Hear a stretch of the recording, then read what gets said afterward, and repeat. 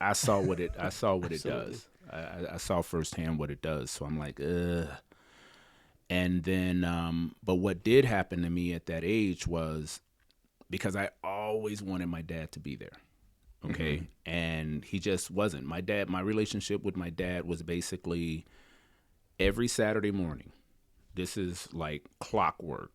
8:30, he's at my mom's house. He would give my mom money. He would give me and my brother an allowance. I'm talking you could set your watch to it. Wouldn't see him again after that. That conversation would be anywhere from 10, 15 minutes, and that would be it. He would just hear, how you doing? Boom, we're out. And so I was looking for a common ground because I wanted to get to know him. And back then, he loved sports. So Chicago Bulls. but way before that, this was Magic Johnson and Larry Bird. Okay. He was a Larry Bird fan. I was a Magic Johnson fan, and so that was kind of what brought us together. Oh, that's fun. And but the crazy part, and this is what made me make some of the decisions that I made with my boys, because I thought, okay, this is going to get me closer to my dad. So Did you like sports genuinely? I want to be a pilot. Got it. My dad worked for American Airlines. I thought being a pilot was the coolest job on the planet. So sports, but I started playing basketball because of my dad.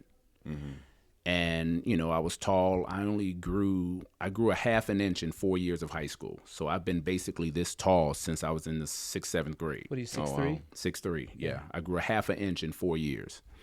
And so I saw my mom making these sacrifices to be at my games, and my dad never saw me play.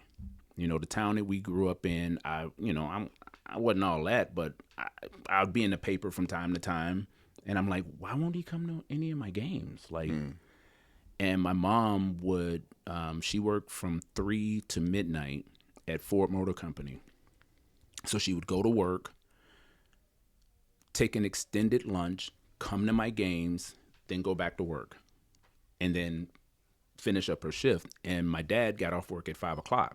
The games was at 7, and I'm like, well, what's your excuse? And so he wasn't there. And so I just said, man, when I start having kids, I'm going to be an active participant in their life, because I just grew up thinking that my father didn't love me because he didn't want to spend time with me. And yeah, it was just, my mom said something to me about my dad after he passed away that really made me go, okay. Because at his funeral, I didn't cry. There was no emotion because I didn't know him. How old was he when he died? I was 26. So he died young too then, probably. Yeah, he was 52. Oh, wow. He died real young, but smoked 3 packs of cigarettes a day, drank heavily every day. Like, I wasn't surprised that he got cancer. It wasn't a shock to me. It wasn't cancer. It was cancer. And, I sat there. I didn't say nothing. I didn't cry. They had his funeral in Chicago. My dad is from Georgia, and so they flew the body there so he could be buried with his parents. And I didn't even go. I didn't go to. Yeah. Is it the reason is because what was your thought process because of that? Was it because you hate me, so I'm gonna hate you back, or more like her? Was it pride? What was it? At that age, it was more. Now you got to remember, okay. Now this is why I'm so big on the presence of a father in a young man's life. I didn't know how to handle that. I didn't know how to deal with those emotions. All I knew was, well, you don't care about me. I don't care about you. My mom is showing me all of this love. She's showing up at my games. She's in my life. And you're just popping in for 15 minutes and then you're gone. Now, did you have any uncles or male figures that would step up, or was it more just... No, my dad he had 3 brothers, but the family was very dysfunctional. As far as my Uncle Richard, he was like the patriarch of the family. He was the oldest brother. And, all of them came up from Georgia, and everybody was like, do whatever Richard says. Like, my dad was like, petrified of his older brother as an adult. Wow. And I started picking up on that as I got older. I'm like, man, you're scared of your own brother. And so, yeah, like I didn't feel anything, but my mom said something to me that really like got to me. My dad he had passed for about 2-3 months, and she says, hey, come over. I'm gonna make you some dinner. I want to talk to you about something. And I get over there, and she says, it's not normal that you didn't grieve, that you didn't cry at your father's funeral. Like, is there anything that you want to talk about? And I was like, no, now it's pride. Mm-hmm. No, I'm good. No. And then my mom said, Terry, and for her to say this after how he had treated her, she said, Terry, I know your father loved you. He just loved you the best way that he knew how. Mm-hmm. Yeah. And I broke. Mm-hmm. I just bawled. I was like, man. Then I went back and I looked at how my grandfather, like I went back to like what my father, how he grew up in the relationship with his father. Can you share that, Terry? What do you know about that relationship, and how what's the story of your dad? He's from right outside of Savannah, Georgia. A little town called Reedsville. And you got to understand, this is the rural South. Prejudice was rampant at that time. Very much reality. It was a reality. Mm-hmm. And so my grandfather, he worked at the local post office. And, a part of his job was, raise the flag up, every morning, whatnot. Now, I'm coming from the city, and he took me to work with him one day. And that was the first time I heard someone, disrespect my grandfather and called him boy. Mm-hmm. Like this kid. So you're down in Georgia. I'm in Georgia. Okay. And I'm like, what the heck? Like, and, my dad's like, my grandfather's like, yes, sir. Yeah, yes, sir. And I'm sitting here and I'm like looking like, what's. And then when I really, he was very non-involved with my father. No emotions, so basically my father raised me the way he was raised. Like he didn't. So was there alcohol abuse and domestic abuse in your grandfather, or just more hands off? Not with my grandfather, but with my Uncle Benny. Yeah. Okay. So you're that's your oldest uncle, yeah. And so there was I guess some patterns within the family. There were some patterns that's in the family, and curses, generational curses, for sure. Of what you want to call them. And it really I felt like I raised myself when it came to the fatherly things. Mm-hmm. My mom was awesome, self-sufficient, still is to this day. And she lives in Chicago still, or? Yeah. Amazing woman. Her and my stepdad, they're just awesome people. Oh, gotcha. So did the stepdad come into the picture while you were still in the home, or after you were gone? After, way after. Okay. I was in my 30s when my mom remarried. Gotcha. I was in my 30s. When did you marry? Because you got married eventually. At what age? I got married at, I'm not good with numbers, guys, with this, so hold on.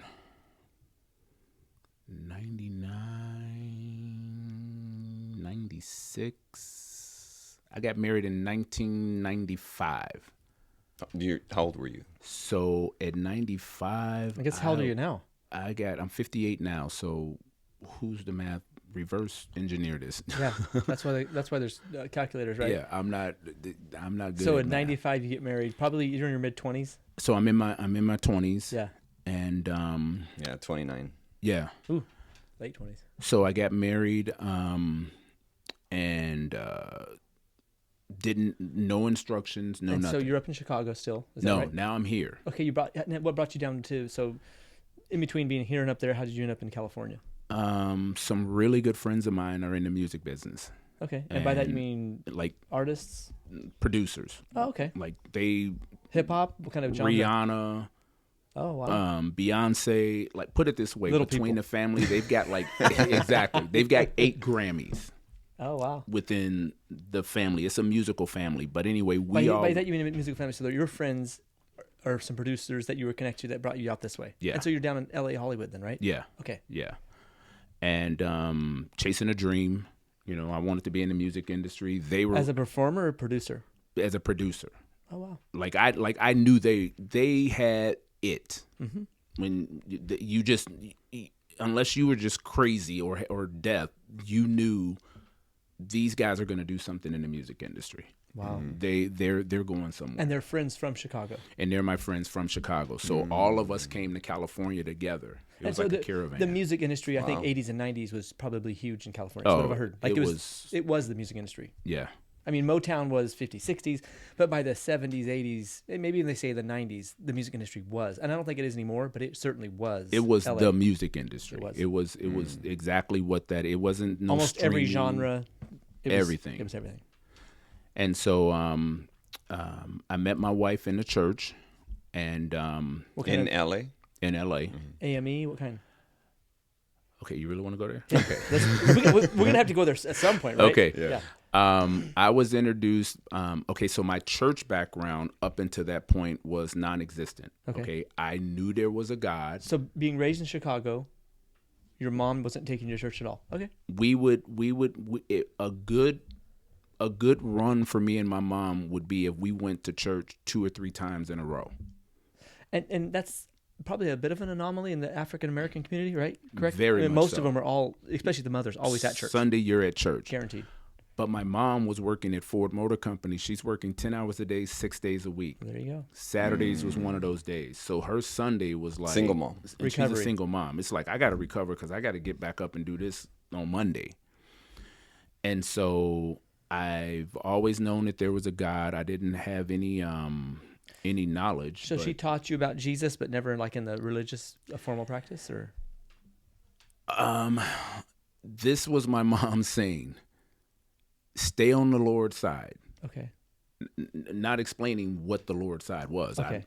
I don't know what that is, but she was like, "Stay on the Lord's side and keep Jesus close." Okay. So for me, that was the religion, church, whatever I knew, do good, stay out of trouble, this, that, and the other. But when I came to California, there was this girl that brought me to Christ. Her name was Ashaki. Okay. And I met her at a Ralph's, and actually I was trying to pick her up. I was trying to get a date. Okay. I'm sure you were charming. 6'3", good looks. Yeah. And she goes, no, I can't give you my number, but I'm going to a Bible talk right now, and I would love to introduce you to some of the guys at my Bible talk. No, I'm good. A year later, I'm in West Hollywood. I'm coming out of an apartment building, and I see her again. And she recognizes me, and she's like, "Terry." And I'm like, and Shaki, she goes, "Yeah." I go, "Oh, hey, how's it going?" "Good." "Hey, so when you gonna let me get your number?" "Well, once again, we have a Bible talk if you want." And I'm like, "Okay, whatever." The third time, I'm coming out of that same Ralph's. About 2-3 months after that, I'm coming out of that same Ralph's parking lot, and I see her again. And she says, "Well, I already know what you're gonna say, but I'm going to a Bible talk right now. Would you like to come?" And now I know it was the Holy Spirit. Now I know it was God working on me. Yeah. And I said yes. And those individuals, one of the guys, his name was Nathan, Nate, Barry, Curtis. They actually sat down and taught me the Bible. Nice. They introduced me to Jesus. I got baptized. I met my wife after that. And So Shaki doesn't become your first wife. She's just a girl who brings you to Jesus. she brought me to Christ. Yeah. Like to this day, I still on her birthday, I'll send her a birthday card because she was just persistent and she was strong in her values. That's good. Like she was just like, "No, I won't give you my phone number," and then she literally got me to this. I went to the house, and she just turned me over to the brothers. Nice. She just, boom. The ladies went in another room. They were having their little Bible study. I'm in there with the guys. They started studying the Bible with me, and I'm like, wow, like okay, okay, this makes sense. And what expression of faith was it? Baptist? It was non-denominational, but I don't know if you've heard of the International Churches of Christ. Yeah. Okay, that's who it was. Now, I don't know how they are right like now, but back then, I thought it was a cult. A little more strict. It was way strict. Yeah. But the one thing I have to give that church credit for, they made you read your Bible. That's good. Like, it was not like you're not just gonna fall in there on a midweek or a Sunday and you don't, like, they had like dedicated reading plans throughout the week that you read. And so basically what happened there was I'm like reading the Bible and I'm listening to what the pastor is saying and I'm looking at what's in the Bible and I'm going, that's not what that say. Like that, like they didn't believe in praying Jesus into your heart. Okay. They didn't believe in that. They believe you had to take these 8 classes, and then after the 8 classes, if the pastor felt like you were worthy of being baptized and accepted, now you're in. And so I'm thinking that this is normal. I'm thinking all churches are like this. So I'm like, okay, I'll take the classes. And then my best friend, he went home to Minneapolis. His dad was passing away, and he prayed he did the sinner's prayer for his father. And he came back, and they literally ran him out of the church. Oh, wow.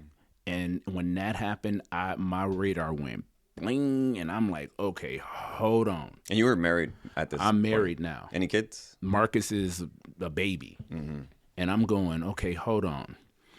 And my ex-wife, Allison, at the time, she was like, babe, something's not right here. Like, I can't put my finger on it. And I'm like, no, you crazy. Everything is good, this, that, and the other. But once again, not having any parental, I don't know to listen to your wife. Like, I went into marriage completely the wrong way. When I say completely, I mean completely. Can you give what do you mean by that, Terry? And so now we're talking about your marital relationship and going to relationship. So you're obviously at this church and you meet this girl, right? And so, I meet, yeah. So you meet your first wife Allison. At church. Okay. So then we start dating, and what pattern do you have to follow? Like that's what's sometimes hard. I think when you see like a broken home, and you already said it clearly, you're trying to avoid the pitfalls your father had, and that's sometimes good. But then what are you missing out by not having a good pattern? And you didn't have nobody that you would say, oh, that's a good model. No model. No. A scandal had came out with the pastor of the church with drug use, and I mean, knowing what I'm a lot more mature now in my faith, that stuff like that wouldn't bother me as far as my vertical relationship with God. Yeah. Back then, it did. Yeah. When you're infant in your faith, it's like a little child. You're dependent on somebody else, and as you grow and mature, you become independent in the sense of your relationship with God is with Him. I know. And no matter what happens to the men that are around you trying to help you, your connections to Him. Exactly. Absolutely. That happens with maturity. Exactly. And it should. Well, but back then I didn't know. Yeah. So when that happened, I'm like, Ugh. But we get married, and obviously not having how can you be a husband if I'm really big on modeling. Absolutely. Like I if I see it, I can duplicate it. And so now I'm a husband, I have a child, and I don't know what I'm doing. Okay. I'm basically, like I say this, I tell anyone, my ex-wife should have divorced me. Like, for real. Like, it wasn't, I didn't have a drinking problem. I didn't have a drug problem. I didn't have extramarital. I didn't have any of that. I was just a jerk. Like, I didn't know that this is my partner. It was just my way or the highway. Too opinionated. Like, I was not a good husband as a husband. Yeah. So you weren't fulfilling husbands love your wives. You were busy focused on wife submit yourself to your husband. Yeah. Right. And not doing your job. Yeah. Expecting her to do her job. 1,000%. Yeah. 1,000%. And so, not taking into consideration, she's dealing with, with Marcus, and she was working at the time. Like, I just, like I said, I basically was my father without the abuse, Wow. without the physical abuse. Yeah. I was my dad, and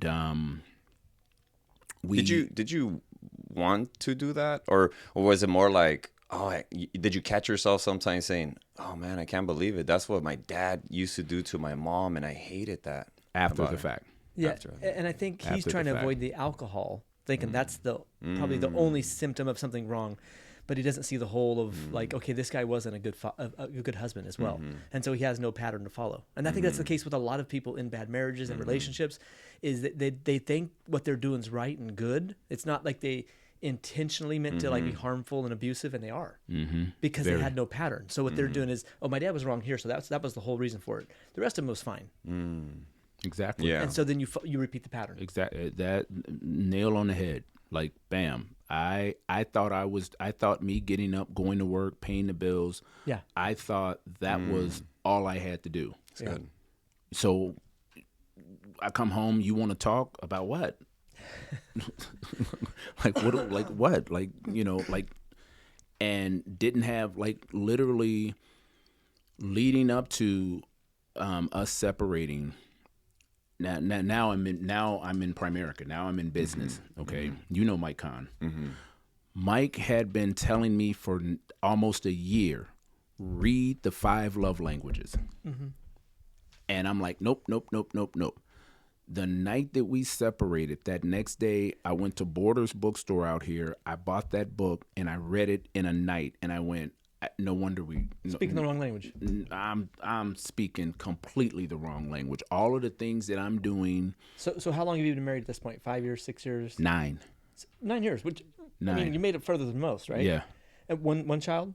2. And you had Marcus 2 and children? Justin. We had and 2 you've kids. moved from LA to out here in the desert. And then I now? moved from LA, and then I came out here. And so you're out here, and so at 9 years, you're still being Mr. I don't know, machismo, or I don't know what you want to call it. No, I was a jerk. I'm confident, and God has done a lot of work. Like, there's a saying, and I heard someone say, you know, never judge a man on where he's at unless you know where he came from. Yeah.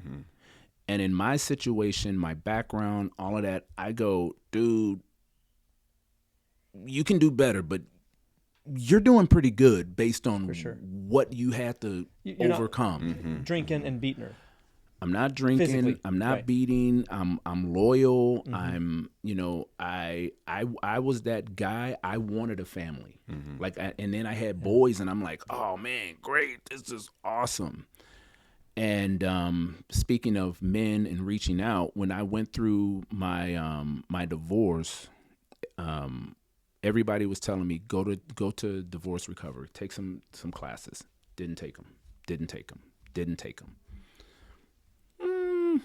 5, 6, 7 years later, I take a class, and I'm going, oh my God, I should have been done this. Wow. I should have been, because there was still bitterness. Even though I could sit here and say, I understand why she divorced me, Yeah. I still was blaming her. This is your fault. You broke up our family. You took my boys out of my life. You. And not to speak in your defense, I do think that a lot of times in our society, divorce is too easy. And I'm not saying your behavior was appropriate, but I do think our society has made divorce easy and at times advantageous for females to divorce men. That's probably the reality. Don't get me started on that. But I mean, I'm not trying to be harsh, and as a man, and this is for fathers and men, and I think our voices need to be heard. I do think that our society, speaking of American society, has made it easy for divorce to happen, and then it usually disadvantages men in a huge way, right? There can be many advantages to a woman divorcing, and there's very few for men. We lose our kids, a lot of access. Yes. We lose. I mean, the system is not set up for men Not at all. Other than to take advantage of them. You're going to provide and you're going to this, but it's Absolutely. not. It's not in our best interest at all. And that's a part of the reason why I think a lot of men today, they don't want to get married. I agree. Like they That's a literally great look point. at marriage like I'm taking a huge risk Yeah. Because you can just one day get up, go down to the court and say, I don't want in this marriage no more. And there's nothing you could say about it. What's fascinating is if you look at the Old Testament, it used to be that it was easy for men to divorce. So when Jesus talks about divorce, he says there was stories of in the Old Testament men divorcing a wife over a bad meal. So in the Old Testament times, it advantaged the men. So a man could divorce a wife, and she didn't have any income or anything else, and so there was an advantage to the men. And then as goes history, and even I think where we're at in America right now, the pendulum has swung the other way, where now it's like a woman get married, get a divorce that's going to have an advantage to you. So in the Old Testament, it was advantage not toward men, and now the thing has swung the other way where it's hugely advantage towards women. And that's correct. I think a lot of young people don't want to get married because of what a marital contract involves. Yeah, I didn't know it was a contract. Yeah, it is.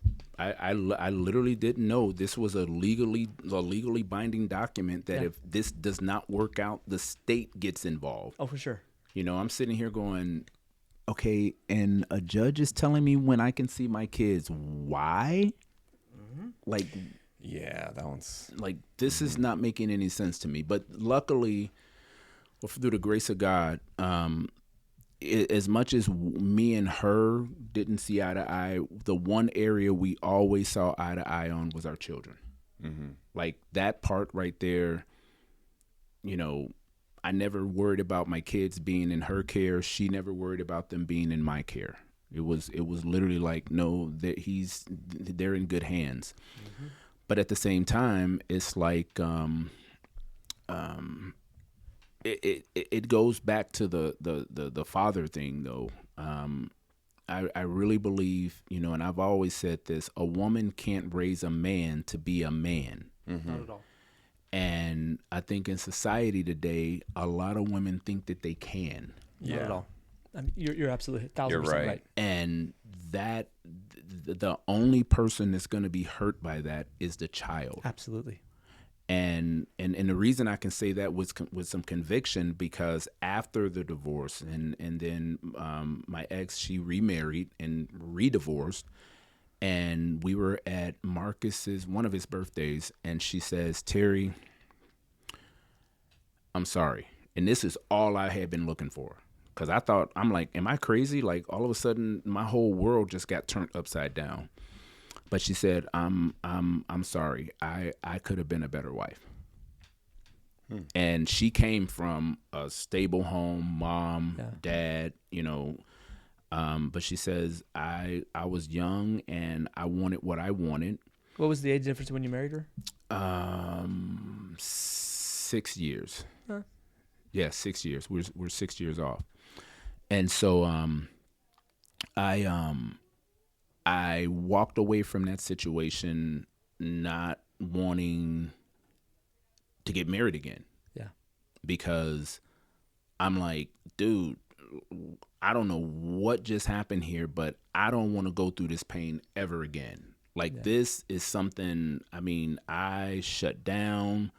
I didn't care. I was just like, you know what? I'm going to take care of my kids, and that's it. Just focus on the boys.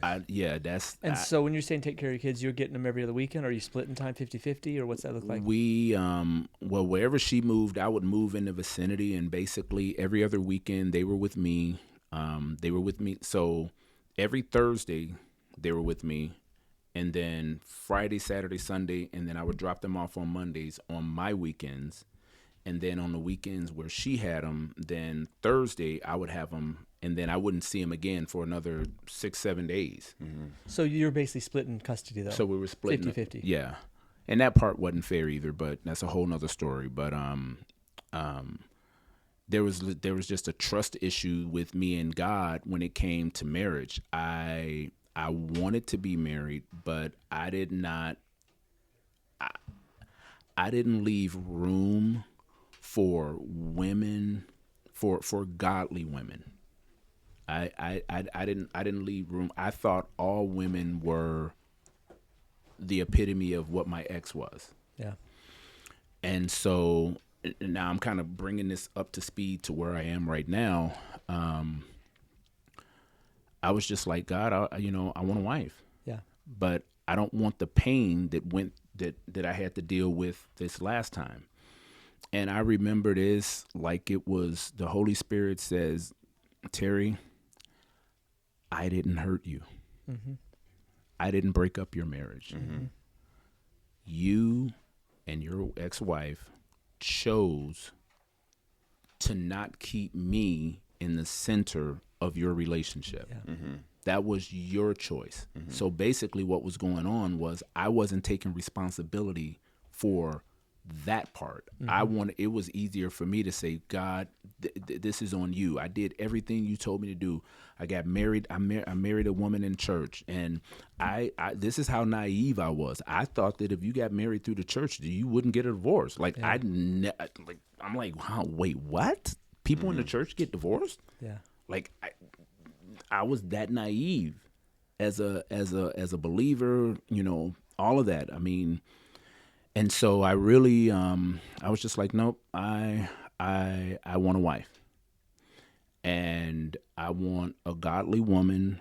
I want someone that will speak up, but at the same time will be that Proverbs 31 woman. Yeah.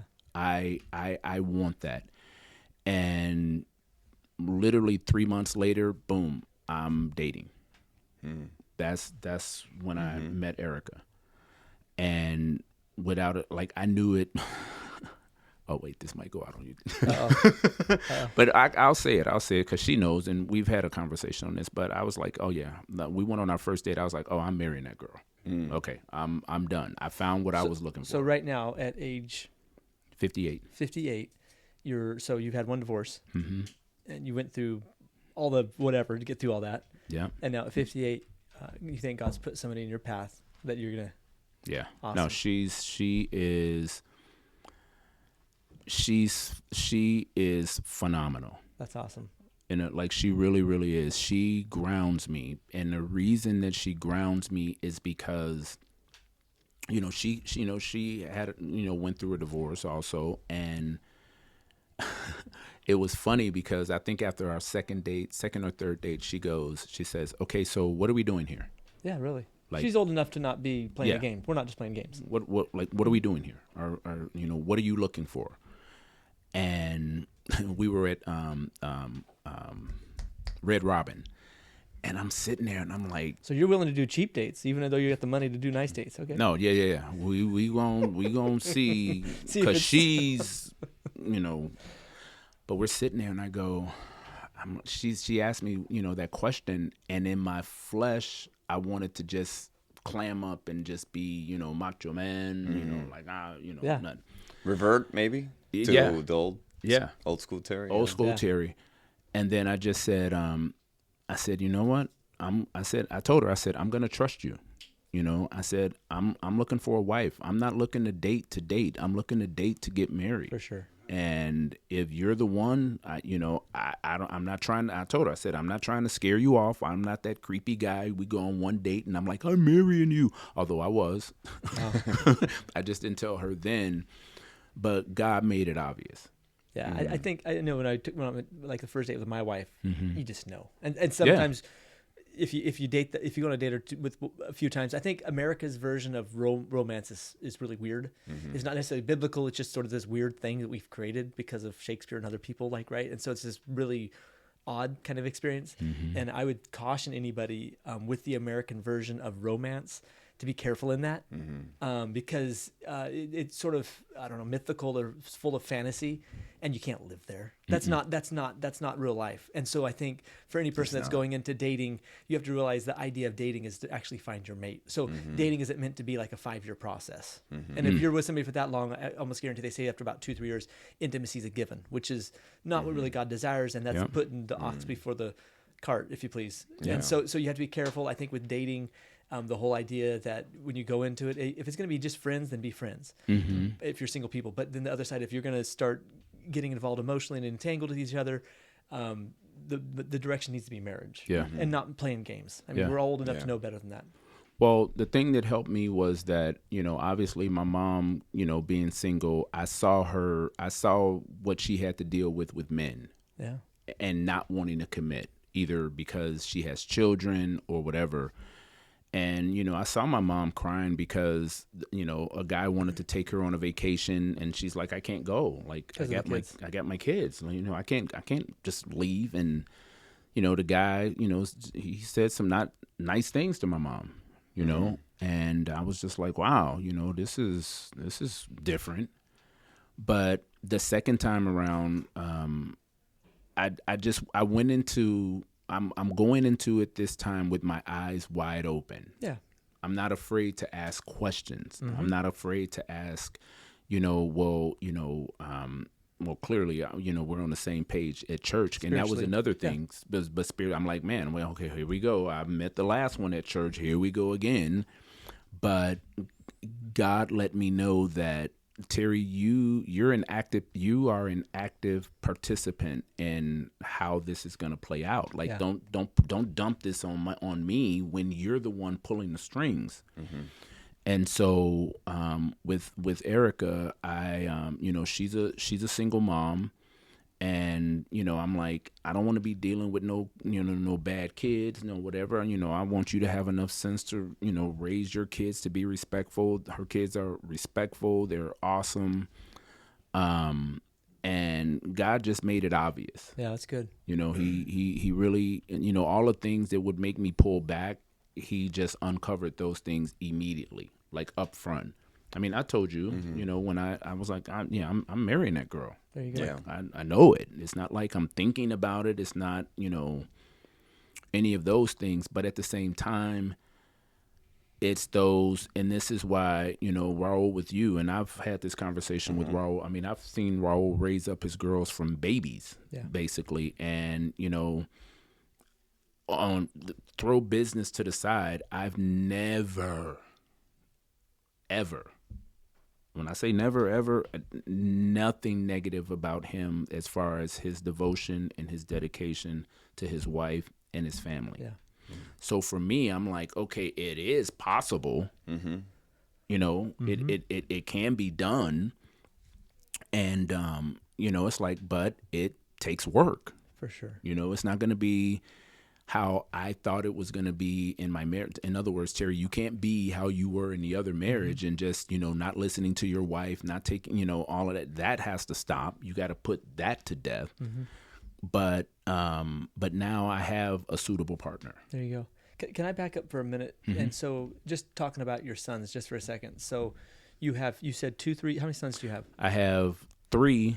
One is in Chicago. I had him while I was still living in Chicago. Okay. Like, how old were you, Terry, when you had your Don't first? go there, because I don't know.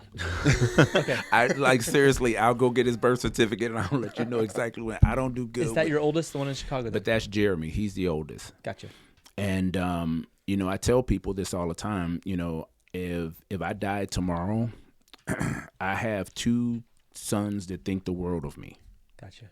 But I got one, the same way I felt about my dad, he probably feels that way about me. Because I wasn't there. Gotcha. I wasn't Do you there. want to be there? Does he allow you to be there now, or? Going back to what we were talking about earlier with the system and the courts, I was trying to be there. I would take flights. I would get on a plane, fly to pick him up, to bring him out here. And the mom would say, no, I don't think he should come with you because you're not going to bring him back. And it was just a bunch of just nonsense. And basically her mom, her parents didn't want me to be in his life. And that was obvious. And at some point I was just like, look, what do you want me to do? I'm trying to be in his life. I want him to come out here in the summer. Now, mind you, also what I didn't know is I didn't know I had parental rights. I didn't know that I had the right to, go to a judge and say, hey, look, put this in writing that I can go see, my son needs to come out here and be with me in the summer. So we're on the road to repairing that relationship. He's an adult now, right? Yeah, he's an adult now. And so, I just told him, I said, Jeremy, I apologize. Yeah. I was not a good dad because I wasn't there. How can you be a good dad and you're just not there? Mm-hmm. Like, it's impossible. And I'm not going to go back in the past and try to redo the past, but if you're willing, I'm willing, we can pick this relationship up from right here. I know that there's going to be some times you're going to be angry with me. For sure. And I'm okay with that. I just need you to be respectful. Mm-hmm. And we've had to have some really tough conversations. Mm-hmm. You know, I've had to hear some things about me. You know, you don't want to hear your kids saying, "Why didn't you fight for me?" Right. You know, as a father, you don't want to hear that. You don't want to hear, "Well, you love Marcus and Justin more than me." It's not that I love them more than you. You're my firstborn, but they had more access to me than you did. Yeah. You know, and so having to deal with that dynamic, and you know, I get it. I understand why God in the Bible says He hates divorce, because it has absolutely nothing to do with the parents. It has everything to do with the kids. Yeah. I was talking to Marcus because he's getting married, and I said, you want to know why? This is just the world according to Terry, but you want to know why God hates divorce?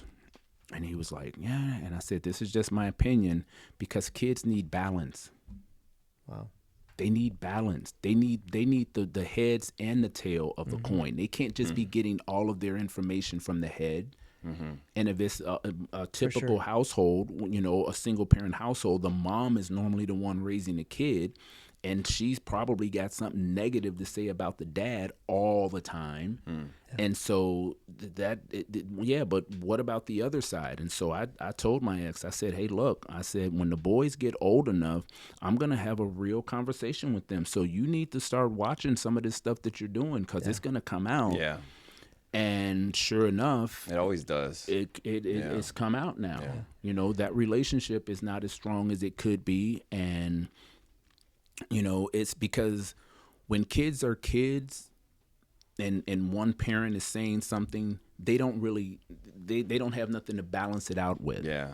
But when they get older, they do. For sure. You know, the visual I like is that the X and Y chromosome visual, whereas the men have an X and a Y chromosome, and women have two X's, and that X is sort of like the embrace or a hug. Mm-hmm. And so the women are very supportive and embracing, and then the Y chromosome that men have is sort of that sign of strength. Yeah. And so I think that men can walk in two worlds. And so even though we can be harsh and strong at times or logical, it's needed in especially a young man's life. I think for any young man, they need the voice of a father in their life. They need both the mother and the father, but certainly a father involved in their life is the game changer. I mean, I know, man, you know, like there's times, you know, I see Raul with his dad, and I remember that was the kind, like the relationship that you have with your dad is the relationship that I have with my sons with me. Mm-hmm. But I go, man, like, what would my life be like if I had a dad like that in my life? What, like, you know, not to blame, no, but to model, you know, what should this be like? I mean, don't get me wrong. My mom was phenomenal, but the tough things about life, having an active, loving father is a game changer. Yeah. If he's present, doing his best. I mean, even if he's not perfect, I've seen stories of fathers that have all kinds of mistakes, like, and even in that flawed, mistaken, whatever, just by them being present and trying to be supportive and expressing love to their kids and trying to keep the marriage together. But it's the game changer. Yeah. The kids have so much better outcomes. Yeah, they need that balance. They absolutely do. So Terry, final thoughts, final tips on like what is your main message that you say, you know what, this is what I've learned, and what is the main message that you would like if somebody's listening to this, what's the main takeaway that you would like to see somebody, what are some of the things that you would say, this is very, very important from your life experience? This is gonna sound corny, whatever, but number one, relationship wise, find you a godly woman. For sure. That's number one. And if a female happens to be listening to this, find a godly male. To young men, life is hard. And especially if you grew up with just your mom, life is way harder than what she allowed you to see. Mm-hmm. And when you get out there, your life, the world is not going to care about you the way your mom does. Okay, it's not, and you're going to be in for a rude awakening when that happens. Figure out what kind of a partner do you that you do want. Don't just be dating around. I mean, yeah, when you're young, I would say date just to figure out what do I like. Yeah. But that doesn't have to be an intimate situation. Correct. That can be, let's go on a date. Let's talk. Let's see if we have some things in common, et cetera, et cetera.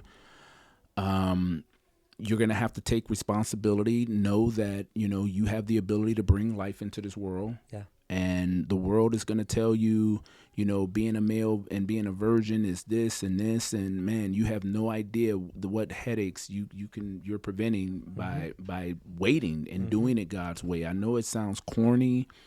I know that people are not gonna, especially men, because we grew up in macho, I'm conquering, and it's like, man, none of that matters. Men, find you a good woman. Yeah. That you can build something with common goals, get on the same page, know that she is literally your suitable helper. Yeah. And know that your kids need you. Yeah. If the situation with you and the mom don't work out, you got to sit the mom down and say, look, I get it. We don't like each other, but for the sake of these kids, we got to figure out how to make this work. We got to put our egos down. Absolutely. Yeah. And we live in a broken world, and so those conversations sometimes have to happen. Like when there's a divorce, let's be real, they're going to happen sometimes. It's not God's will. It's not the perfect plan. But when it does, now you have that tough conversation of, okay, these kids are more important than us. Than what we're going through. Yeah. They didn't ask for this. Yeah. They didn't ask to come here. Cool. Yeah. And then you got to be able to, as a man, and I think this is something that hurts when you grew up in a single family home with a mom. You got to learn how to take responsibility. Wow. Moms protect sons from responsibility. They really do. They protect them from responsibility. And man, I mean, I'll be honest. There's some things even at my age, as I'm on.